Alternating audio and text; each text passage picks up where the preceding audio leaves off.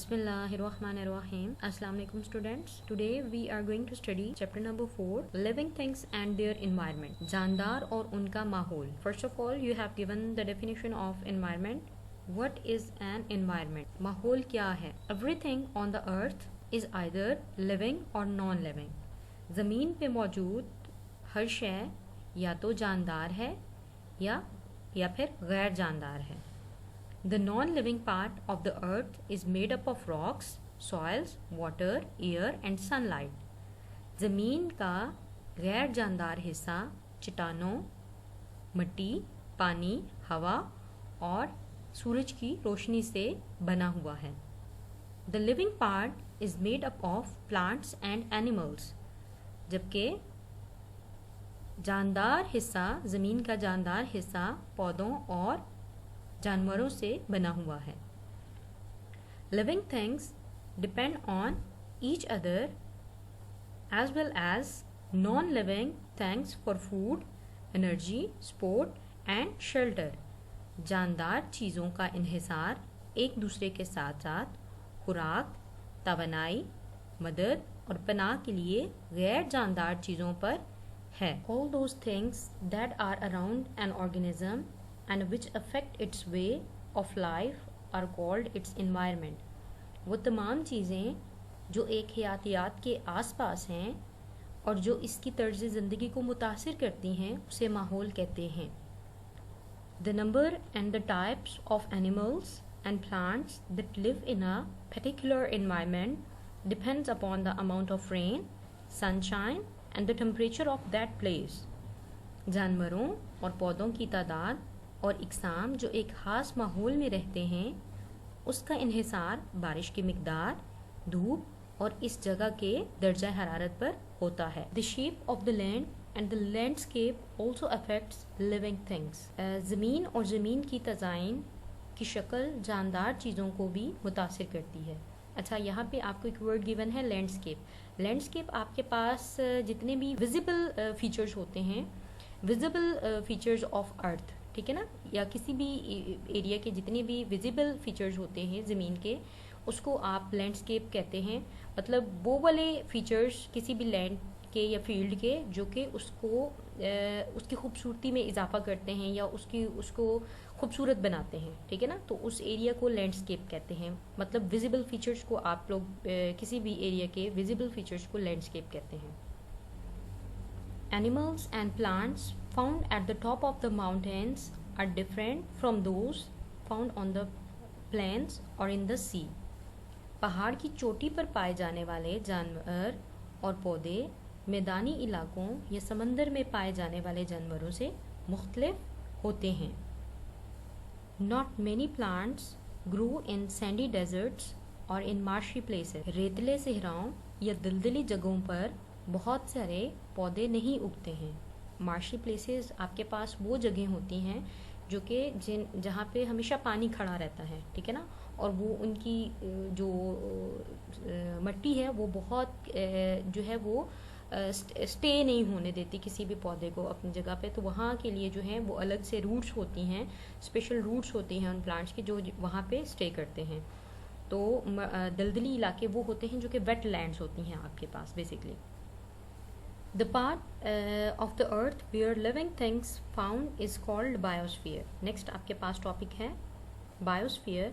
Biosphere को उर्दू में हयातियात बोलते हैं. तो ज़मीन का वो हिस्सा जहाँ पे जिंदा या जानदार पाए जाते हैं, जिंदा अशिया या जानदार पाए जाते हैं, उसे बायोस्फीयर कहा जाता है. मतलब ज़मीन का वो हिस्सा जहाँ पे जानदार पाए जाते हैं उस हिस्से को बायोस्फीयर कहा जाता है. और हयातियात का मतलब भी होता है living things. Biosphere contains all the important substances which living things need. Biosphere में वो तमाम अहम अज्जा या मादे होते हैं जिसकी ज़िंदा चीज़ों को ज़रूरत होती है. नेक्स्ट है हमारे पास वाटर, पानी. 3/4 of the earth is covered with water. ज़मीन का 3/4 हिस्सा पानी से ढका हुआ है. इसका क्या मतलब है कि अगर आपके पास टोटल 4 हिस्से हैं ज़मीन के, तो उसमें से 3 हिस्सों पर पानी मौजूद है और एक हिस्सा जो है वो खुश्की पर मुश्तमिल है। It is contained in the oceans, ice caps, lakes and rivers. ये समंदरों में, बर्फ़ की चोटियों पे, झीलों में और नदियों में मौजूद है। Living things need water because 3/4 of the body is made up of water and any changes inside the body takes place in the form of solutions। जिंदा चीज़ों को पानी की ज़रूरत है क्योंकि जिस्म का 3/4 हिस्सा पानी से बना होता है और जिस्म के अंदर किसी भी तरह की तब्दीलियाँ हल्की शक्ल में होती हैं। हल्की शक्ल में होती हैं, इससे क्या मुराद है कि हमारे अंदर जितनी भी चीज़ें बॉडी के अंदर परफॉर्म हो रही हैं या जितनी भी चेंजेस आते हैं बॉडी के अंदर, वो सारे के सारे सॉल्यूशंस की मदद से आते हैं। इसकी हम लोग अगर मोस्ट कॉमन एग्जांपल लें, अपने डाइजेशन ही की एग्जांपल ले लेते हैं। हम लोग फूड लेते हैं, ठीक है, हम लोग सॉलिड में भी फूड लेते हैं, सॉलिड चीज़ें भी खाते हैं और लिक्विडी चीज़ें भी हम लोग इनटेक करते हैं। लेकिन जो आप सॉलिड चीज़ें खाते हैं वो जब तक लिक्विफाइड फॉर्म में, लिक्विडी फॉर्म में कन्वर्ट नहीं होंगी, वो कभी भी आपके जिस्म में एब्जॉर्ब नहीं होंगी, मतलब डाइजेशन का प्रोसेस कंप्लीट नहीं होगा। तो हमारा जो बॉडी के अंदर फूड जो एब्जॉर्ब होता है वो जब तक लिक्विफाइड नहीं होता, बॉडी उसे जो है वो जज्ब नहीं करती। अच्छा, हमारे पूरी बॉडी में ब्लड पंप हो रहा है with the help of heart, ठीक है। अब आपके पास वो जो ब्लड है वो भी एक एक आर्टरी, एक एक वेन और एक एक कैपिलरी तक जा रहा है क्योंकि वो लिक्विफाइड फॉर्म में है, ठीक है, लिक्विड फॉर्म में है, इसलिए हमारी पूरी बॉडी में इक्वली डिस्ट्रीब्यूट हो रहा है। तो इन शॉर्ट मतलब हमारी बॉडी के अंदर जितने भी फंक्शंस परफॉर्म हो रहे हैं, जितने भी चेंजेस आते हैं, जितने भी प्रोसेसेस हो रहे हैं, वो in the form of solutions जो हैं वो परफॉर्म हो रहे हैं। नेक्स्ट है एयर, हवा। About 1/5 of the air is a gas called oxygen. तकरीबन हवा के 5वें हिस्से में ऑक्सीजन मौजूद है। Living things take oxygen out of the air when they breathe. जानदार जब सांस लेते हैं तो हवा से ऑक्सीजन लेते हैं। Breathing helps to produce energy for the body. सांस लेने का अमल जिस्म के लिए तवानाई मुहैया करता है।